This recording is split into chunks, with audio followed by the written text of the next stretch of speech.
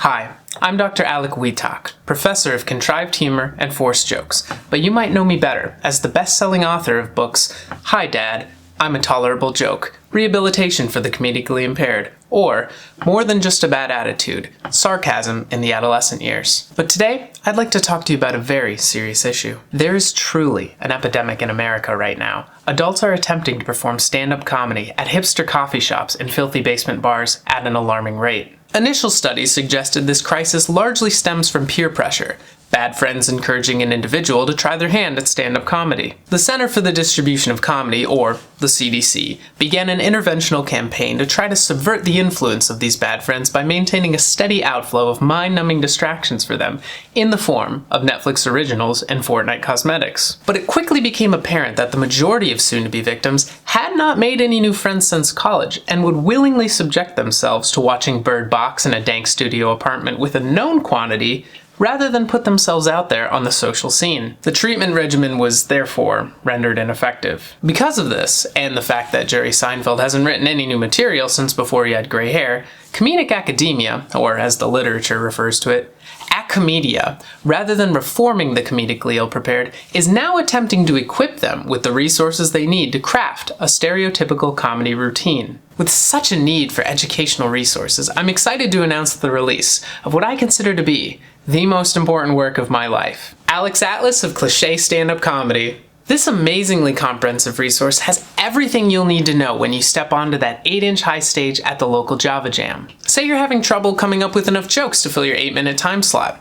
Simply turn to the section titled Taxonomy of Jokes to find a collection of every kind of joke and easy-to-follow formulae to fill with your own mundane anecdotes. Such joke formats include, when I was young.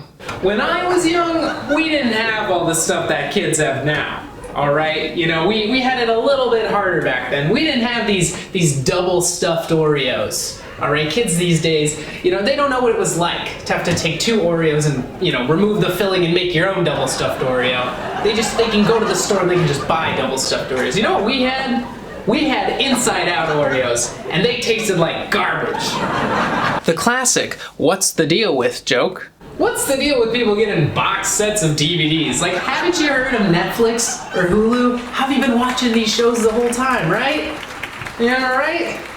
Man, like, what's going on in these people's minds? You know, I have to think, they're thinking, oh, someday China's gonna come for us. Someday North Korea or Russia, they're gonna launch these missiles at us, and when it's nuclear holocaust and everything's burned to the ground, someone's gonna have to preserve the classics, and that's gonna be me.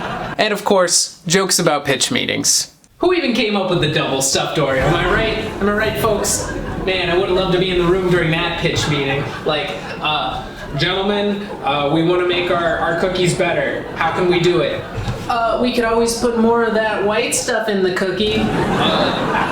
White stuff? Well, I guess we could put twice as much, but what would we call it? I don't know, double stuffed Oreos?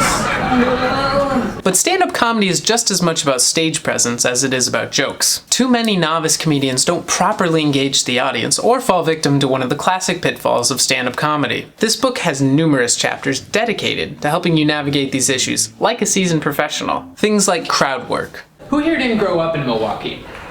Oh, most of you. Okay. What about you, sir? Where are you from? Oh, okay, Colorado, that's cool. What do you do for fun? Backgammon. Well, that's gonna be a little hard to segue into my next joke, but hey, you know what else is black and white, crowd? Double stuffed Oreos. Let's talk about those some more. Phrases to repeat while the audience laughs at your joke. And my friend says to me, nah man, I don't eat regular Oreos. I only eat double stuffed Oreos. Okay, well, you know, I could always take this Oreo and I can double stuff it up your nose.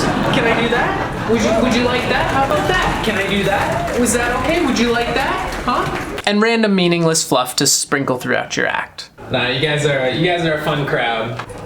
Nah, but you guys are great. I bet you all buy regular Oreos. What a great crowd. Great crowd. With this extensive amount of knowledge at your fingertips, you'll never again have to worry about being unprepared when you ignore all advice from those who know and love you the most. If you or someone you know is considering taking up the dented handheld mic this Thursday at an Irish pub that would make Lucky Charms look Celtic, please, don't do it unprepared.